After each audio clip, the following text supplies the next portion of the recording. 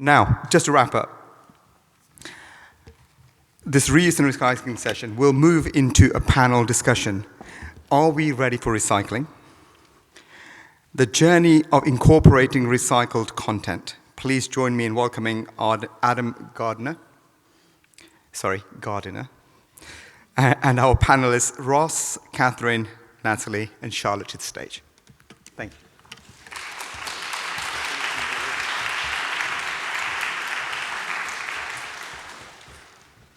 Hello.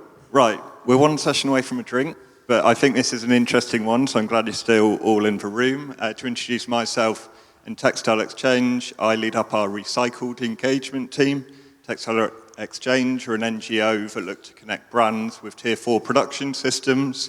Last week we published our report on the mid-material market report, looking at total volume of fibres produced in the industry. But probably what most of you know of Textile Exchange more recently and across the industry is our standards and certifications, such as the Responsible Wool Standard and the Global Recycled Standard. And it's recycling we're here to talk about today, and we've got a great panel across the industry and across the sector to really talk about this. So we're joined by Ross from Reskinned, we've got Catherine from Marks & Spencer's, Natalie from Primark, and then Charlotte, who we've heard from before, but from Epoch. So we're just going to kick off with some introductions, really. So if you could all just briefly introduce your organisation and what recycling means to you and where you are as an organisation on that journey. Hello everyone, Ross Barry from Reskinned. I think I've had 5 people name check us today, so thank you very much everyone for that. For those that don't know, Reskinned operates a take-back service in partnership with brands, but I think it goes a little bit beyond that because we actually help them within, get towards their circular journey, whatever that might be. For different brands, it's different. And a very key part of that is the recycling. So we do some recycling ourselves. We mainly act as an aggregator and trying to sort of form the links between different feedstocks and, with what the recycler wants. And hopefully, as we're moving towards a circular world, connecting the dots so then you can get that full supply chain. So at M&S, we've had our Plan A journey for a very long time, I think 2007. And so as part of that for textile recycling and circularity, we have our Another Life, and that brings together our rewear, our repair, our recycling and our resale that we've just launched with our friends here, Reskinned and eBay. And also, as part of that, we also have our recycling targets. So we're working on converting all of our fibres. So to recycle polyester, for example, this year, we're aiming to hit 100% recycled polyester by the end of this year. So it's really important to us that that's measurable, that it's certifiable using, obviously, the Textile Exchange standards, and that we can work with our suppliers on that. So lots of exciting targets to hit and manage there. But I think it's all about industry collaboration and working across with other brands and retailers and obviously with other parts of the industry on the recycling projects that we're doing. For those of you that might not know Primark, we're a global fashion retailer offering affordable clothing to everyone. And our mission is quite simple. We offer maximum joy at minimum cost. And I think when we talk about minimum cost, it's not just about the retail price of a garment, but it's about the cost to the planet as well. We were able to report last year on some big moves in our targets.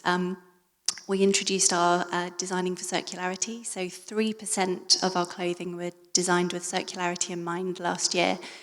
3% probably sounds small to everybody here, but we are really big. As I said, we're a global retailer with over 450 stores worldwide. 66% of our clothing last year were made from either recycled or more sustainably sourced materials. Within that, our cotton products contain 57% of our cotton products contained organic, recycled, or cotton from our Primark Cotton project. For anyone who doesn't know about that project, please check out our website. We support around 300, or have supported around 300,000 smallholder farmers in improving their farming methods and their livelihoods. And I'll talk more about recycled cotton as we move on. Yep, and in case anyone has forgotten in the last 10 minutes, I'm Charlotte from Epoch by Design, and we are an enzymatic recycler for complex blended synthetic textiles. Thanks. So perhaps we could start, Catherine, for you at Marks and Spencer's, what does being recycling ready mean to you and for brands? Yes, I think for brands it's really important to have really ambitious targets and to really share those with your supply chain and be working on those and supporting all parts of the supply chain on that and to work on a certifiable progress. But I think more importantly that what we really need as an industry is EPR. And I think the reality is having an EPR, and it might sound strange that a brand's talking about EPR, but the most important thing is actually that we don't actually have a recycling industry in the UK, and we can't really have textile recycling unless we have an industry that can support us with that. And the only way to have that is to have it funded. And we all know there's a massive funding gap to have the collecting and sorting part. And Ross and I think, were probably sat fairly similarly here last year talking about the ACT project, and massive thanks to the UKFT because they supported the 2-year project that was looking at automatic sorting for circularity for textiles. And we learned so much about all of the sorting and pre-processing that was needed to support the textile recycling industry. And the only way that we're going to get all of that off the ground and running and supporting all of the waste that we need to be worked on is by having an EPR scheme. But the EPR scheme needs to be the right scheme at the right time, and it really needs to be mandatory and eco-modulated to ensure that the right product's being put on the market. And, you know, by eco-modulated, what I mean is that it ensures that it includes that recycled fibres need to be in the products that are being put on the market, because that will obviously signal for investors to then obviously invest in the recycled industry. So I think that's going to be a really important thing to help us as an industry to be recycled ready. Thank you. And with an eye on today's theme, we're going to move to innovation and technology specifically. And Ross, it would be great, we heard a little bit around the technology you're using to identify textiles, but just to understand how Reskin is using innovation to modernise collection and sorting. Yeah, sure. Thank you for that. Pleased you asked. If you've ever heard Matt, my co-founder, talk, he will tell you that we're a tech business, which when you see our factory or our facility with hundreds of tons of clothes flying around, I find that quite hard to believe. It definitely feels very physical to me. But I think my background's traditional textile sorting, recycling. And I'm now going to say we're a disruptor rather than a recycler. Because I think that's what's actually, we're at that next step. Sort of last year, we was talking about ACT, we was talking about, it was all, you know, sustainability. Can we actually get this feedstock? The trials proved that you can do it. I think for our take-back scheme, we've proved we can do it. If you offer people an incentive, you know, they are quite happy to send us all sorts of garments. And now our next job is sort of very much about just making that process easy. Traditionally, textile sorting's by hand, by eye, but thank God we've got AI. You know, everyone's got AI these days. I use it a lot to write emails, actually. But that's actually taken away the human, which in some ways you can say that's a bad thing. It's taken away humans from doing the job, but standing, having done it for a long time, sorting other people's old clothes isn't a lot of fun. So if you can get AI to do it and probably do it better and more consistently, that's how we're going to get the scale for the feedstock, so you can start getting post-consumer waste back into new textile to textile, fibre to fibre. I know I'm talking a lot, sorry. But yes, so we're just looking at every technology out there and getting really excited by it and hopefully just trying to do it. And I think it's so important. We hear so much about new recyclers entering the market, but at the same time we're hearing struggles for collectors and sorters, and the reality is without the collectors and sorters in place and operational, we're not going to transition to the world to provide feedstock for these innovators. So important and really valuable. Charlotte, we've heard a bit about Epoch already, but how do sustainable materials integrate into your development, and how are you looking at scaling this as well? Yeah, I mean, I couldn't agree more. You know, you can have all the technology available to recycle, but once we're at scale, we need the feedstock. And so it is a complete cross-supply chain demand. We need the collectors, the sorters, the efficient fibre sorters to be there, supported at scale, so we can then have the feedstock to scale ourselves. I think in terms of scaling for us, it obviously comes from demand, from brands. A huge amount of legislation helps push that through. But if brands can show the demand is there at commercial scale for recycled materials from us, we can pass that down and show the demand is there for the feedstock to Ross and others, and it starts to work its way through, and we can all scale together rather than one at a time, which is where you start to see the problems happen. We all need to be building the scale at the same time to meet, whether it's the legislation, 2030 targets, and so forth. And with a UK lens on that, where do you feel the UK is in terms of supporting that? Obviously, we're hearing from Ross, but there's not that many. I know a few in the room that are working in that space. Yeah. There are certainly a few of us textile recyclers in the UK. I think today has proved what an amazing selection of innovation exists here. The next step is scale. Play that bingo card, that's what we'll be repeating over and over again. But the waste is here. We will not be able to export it forever.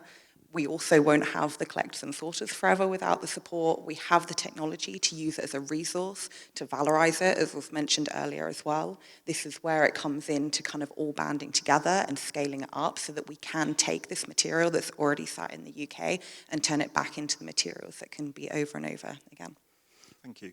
And Natalie, from a brand perspective, the innovations that we're hearing about are at a rapid scale, and it's difficult to keep up sometimes. So from a Primark perspective, how are you keeping up with the developments of recycling, and where do you see that going as well in the future?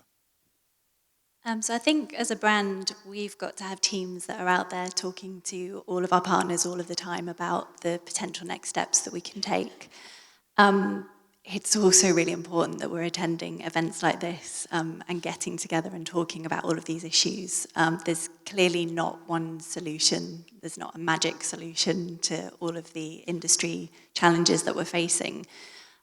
So yeah, being with Textile Exchange, being at UKFT today, getting out on the ground, being in our supply chain sourcing regions, talking to the people that are doing the job every day. I know from the project that I'm running with the teams that the only way that we're making it happen is by listening to those people with the skills on the ground to actually move things forward. Thank you. We're going to move on to traceability, which is so key within these supply chains, but the reality is within most informal waste collecting sectors, where these textile wastes aren't segregated currently, they're not collected as a separate waste stream in most countries. We, as an organisation and through the standards, see that this is a real opportunity to gather more information. I mean, it may sound cliche, but really the waste collectors are the farmers of the recycled industry in many ways. And how we can trace that and also recognise and support those stakeholders is so key. And it's just touching upon traceability. But Ross, with your experience from a wider recycling perspective, where do you see visibility and traceability currently, and where could it go? Yeah, so traceability obviously is completely key, and I think Leave was saying with their bench, you know, we're trying to get to a single SKU level, even it's going to recycling, and the biggest problem is, you know, just the scale of everything, the amount of waste that's out there, and we forget how much still goes in the bin, and then you've just got to, you know, make sure it goes to the right place, and rather unfortunately, you know, there is a lot of mechanical textile recyclers out there. They're just not very good at telling people they're there, and they're really hard to find. And when you do find them, they don't want to tell anyone what they're doing. They're a bit like Willy Wonka. They just sort of hide in their little area doing magic, but they're a little bit scared to tell everyone the magic in case they steal it. And they shouldn't sort of be in that position. And I think, certainly with the GRS standard, you know, that has just made it so much easier because you can go and find people that are accredited and are already doing it. So, yeah, thank you for that. Thanks. Cheers. So I guess to Charlotte, with the plans that you have around scale, and I know you were talking about airbags as an example of feedstock, but as you're identifying feedstock, what are the traceability challenges that you see within that? Yeah, so for us, we will take any feedstock that has nylon 66 in it, whether that's an airbag, a hard plastic part, or a pair of leggings from the high street. Really, the range of textile application is really broad. For us, it comes through from the collectors and sorters and following certification again. If that's in place, the brands are demanding it, legislation will require it, and the information is being passed through. As long as that can be fully integrated into everything that we're building, in some ways, it's only time, really, for that to be implemented. There's kind of no question that it's needed, and it will be at each site as we scale. Thank you. Now, just moving on to like a brand perspective, Catherine, the challenges and opportunities that the industry face, we've heard a lot of them more holistically, but specifically within recycling. Where does Marks and Spencer's view those? Yeah, I think there's lots of challenges and lots of opportunity. I think there's many challenges in terms of things like recycled fibres. You want to put lots in your product, but there's a real challenge of getting a balance between durability and being able to get sustainability together. So really thinking when you're developing products, how much recycled fibre can you put in a product and still make it durable? So there's a real blend. So you really have to think going literally fibre by fibre and product by product. So we work really closely with our sustainability team, our raw material technologists and product technologists to really think about that when we're developing product. We've got to make sure that the product's made well, it's made to last, and really think about that. There's obviously real challenges with feedstock. You know, there's not really that much post-consumer feedstock waste around. There's obviously lots of post-industrial recycled fibres around. You know, there's projects with reverse resources, for example, with our cutting waste, but it is a real challenge. So we've actually started a project with our accelerator fund that we have at M&S, where we're able to take a fund that sits outside of our normal working margin. With our food team, they came to us and said, got a bit of a waste problem, do you want it? Depends what it is. But their fishing suppliers were struggling with their nets. They replaced them every 5 years, didn't know what to do with them. They've got warehouses full of them, said, would we want them? So we're basically we've bought them a machine to pelletize them, and we're going to be taking that over to our spinners to be able to put it into recycled nylon and polyester. So, you know, a challenge in one part of the business, we're able to help in our part of the business, but ideally we would want to be taking waste textiles and putting that back into products. So that is obviously going to be the longer term plan as well. But you know, there's lots of innovation out there, but really we want to be working on the post-consumer textiles is the long term game. But the challenge is, how do we get there? Thank you. And Natalie, for work and partnership you've had with Recover from a recycled cotton perspective, perhaps you could share how that's come about. And also, I think it's really interesting, we've heard a lot about capsule collections and how that starts, but then how does that scale to something which is in your main collection and sending clear demands to recyclers and producers that these fibres are wanted every season? Yeah, and I'd just like to point out that the project that we started with Recover Recycled Cotton is post-industrial waste, and I know that we all really clearly want to move on from there and talk about post-consumer waste. But in terms of moving something from a pilot to scale, I can talk around that for sure. About 5 years ago, we were forming our Primark Cares strategy. There's 3 pillars: people, product, and planet. And we recognised that we needed a strong fibre strategy for our products. Cotton is our biggest fibre by volume, which is why we had the farming programme, and recycled cotton was going to be a key player in that to move forward.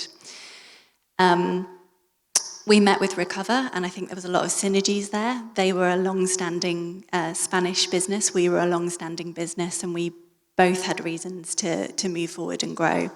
But we were really expressly pointed around the fact that this couldn't just be a one-off capsule. We needed to put it into our core ranges and we needed to grow it. So we're big and we have volume, and we're always looking at ways to use volume for good. And in this case, our volume indications of our core ranges, such as t-shirts and denim, was a really good way for Recover to get further investment to grow their business and become global. So through collaboration with us, they recognised sourcing hubs such as in Bangladesh, which would be near our garment manufacturing. We did start out with a pilot. We went all in on t-shirts, which is no easy feat.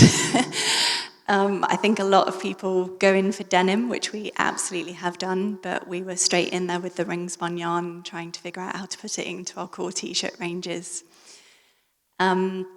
So yeah, I think it's easy when you start with one factory, one spinner, one fabric mill. But it's how do you go from that to, you know, lots of different factories and partnerships. And I think the key is it's absolutely about collaboration. It's about recognizing that one person doesn't have all the answers, and it's about talking to everyone in the industry to get their perspective. We needed to be partnered with spinners because they understood the integrity of the yarn, what to do about the shorter staple lengths, what to blend it with. We needed to understand the percentage that we could put into our garments without affecting the durability of our garments, which is super important to us. And then it moved into areas such as finishing techniques, you know, customer perception of the hand feel, the dyeing of the fabric. Could we get that consistency of colour? And we're learning every single day with every fabric that we bring into the collection and every new supplier that we bring into the project. And you have to keep your eyes open and listen to everybody's perspective. One important thing I've learned over the last few years is to celebrate the wins. You need to stop and look at what is working so that you can take that to the next level, to the next supplier, to the next part of the project, the next fabric you're developing. Because without that, you will just get lost in the day-to-day and not figure out how to move it forward. Thank you. And Charlotte, from your perspective as a recycler, but also an innovator, where can brands be leaning into support for transition, and what does that look like, either in funding or sourcing agreements? Yeah, there are certainly a number of ways to support. Obviously, as an innovator, you're always looking for long-term support, and that's where we talk about, you know, offtake agreements over a period of time. That helps build our support to build our first commercial facility, and that therefore builds the capacity that's needed to meet these targets. But I think there are some really interesting elements there as well of other ways that we can work together. You know, as a recycler, we're naturally across the whole supply chain. Every stage of your supply chain has waste in some form, and therefore we have a relationship with them in some form because they're our feedstock providers. We, in turn, can then also actually help bring some of these conversations together where brands don't typically go all the way down to their polymer providers, and sometimes they're yarn spinners, sometimes not. We already have those connections, we already have those relationships, and so actually we can help pull these new materials through a little bit easier where perhaps you as the brand don't have kind of those far-reaching connections.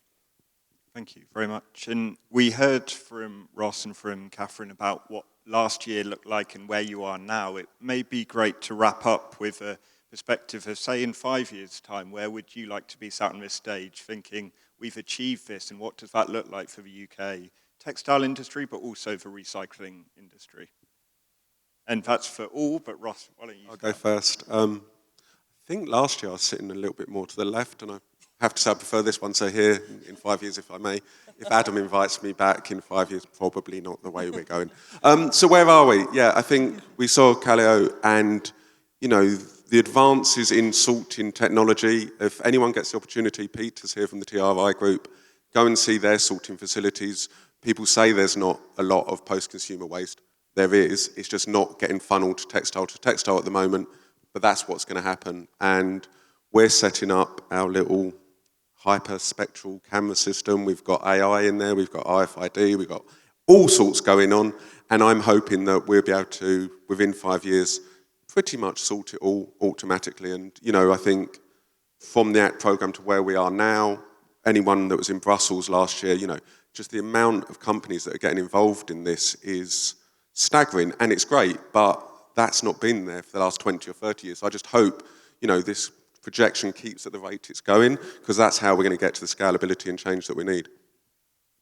Yeah, I think there's just so much opportunity to see waste as a resource, and I think it's really, really exciting. I think it's a really exciting opportunity to see second-hand, pre-loved and recycled fibres, not as second best.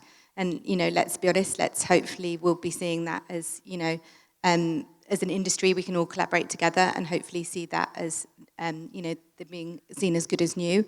And, you know, we've launched resale, and we hope to see that grow significantly as an option, as, you know, that people always want to buy new, but we hope to see that grow significantly.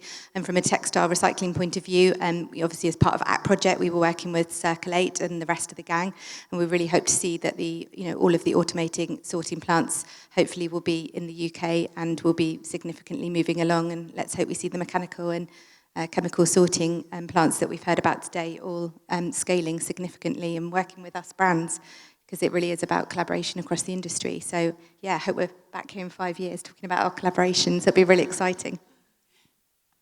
Thanks. Natalie, 5 years' time? 5 years' time, I think definitely it's that how do we move into post-consumer waste recycling? It's synthetic T2Ts for Primark because we've proven scale with mechanically recycled cotton T2T recycling. So it's next steps. Who can we collaborate with? Where are our big bets, and how can we move forward? Charlotte? I think in 5 years' time, we want to be just part of your supply chain. We want to be talking to your procurement teams, not your sustainability and your innovation teams, as much as I love all of them. You know, let's move beyond that. Let's scale to commercial scale, and let's just be integrated into your supply chain like any other source of fibre that you already have. That's what I think success would look like. It's lovely. Easy. Right. We do have time, and we have a really knowledgeable panel, and we've got about 10 minutes for questions. There are some mics, so yeah, I see a hand already, so when the mic arrives.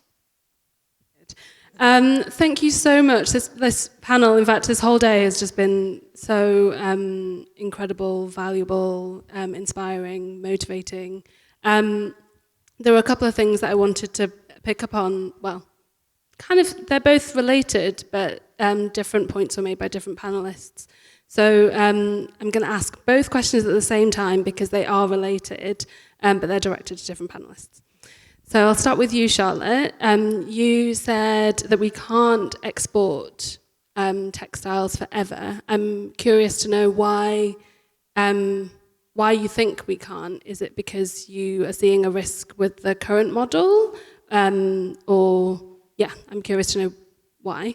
And then linked to that, I guess, is Catherine, you mentioned that you believe that EPR should be eco-modulated, which agree, great. I am wondering whether you also think that it should have, it should be globally accountable, taking into consideration destination countries who are, as Charlotte mentioned, receiving a huge percentage of a huge proportion of our textile waste and supporting the innovation that already exists there.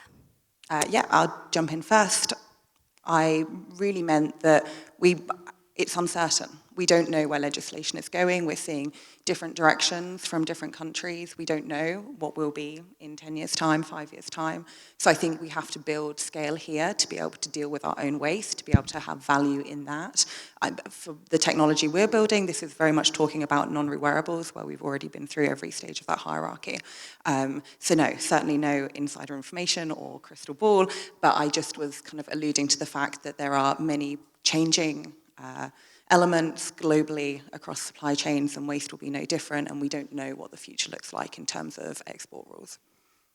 I do think there is some European legislation suggested that they won't be able to take waste out of Europe, though. So I think some of us are assuming they'll be similar within the UK if we do follow some of the European from that point of view. And I think there has been talk of, and some of the EPR discussions that are happening in the UK, although that is part of the Circularity Task Force, and the Circularity Task Force, I believe, is reporting back to DEFRA in the next few weeks, and then DEFRA will be putting out, I think, in the autumn, which we think is before the end of November, but we're not sure, because to me that's sort of winter. But I'm not in the government, so I can't suggest what month that is.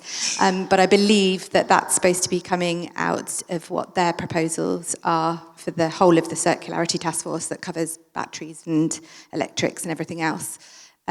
Is coming out in the autumn.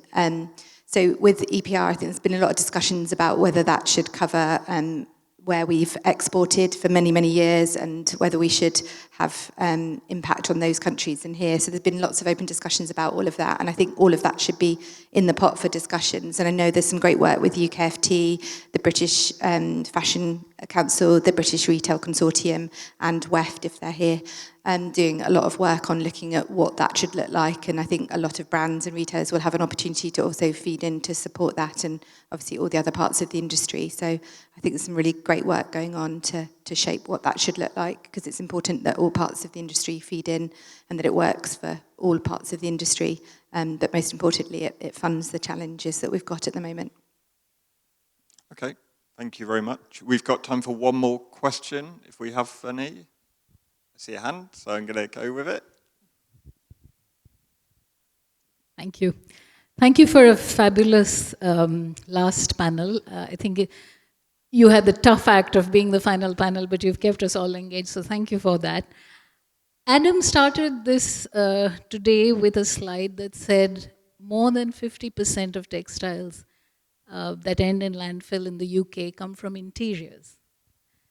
And I think there is a huge, well, not Adam Mansfield, and I think there's a huge opportunity here. I work with a studio that uses pre-consumer interior designer swatches to repurpose into bespoke products. This is almost 100,000 tons of this pre-consumer textile that ends up going to landfill. So I think there's a huge opportunity here, and I wondered whether any of you were considering recycling upholstery material. So as I said, Reskin primarily acts as an aggregator in a lot of the recycling, and the largest of our feedstock is post-industrial, pre-consumer, or what I call institutional, so it comes from workwear or non-fashion things. And what we're finding is, as it's been alluded to, you know, a lot of what is textile to textile recycling is actually post-industrial, but if you start using that waste, it sort of opens up to using post-consumer. So we're sort of working with a lot of laundry groups who own the laundry, they recycle it, and it's classed as post-consumer because it's post-consumer, because it's been washed 1,000 times, but it's really great for testing, you know, the new textiles to textiles. So yeah, I think people already are doing it. They're just not shouting about it. As I said, you know, there's a lot of not very transparent companies that are doing some great stuff, but they just don't tell anyone. Thank you. And thank you for the panel for your insights. And I'll hand over to Adam to wrap up.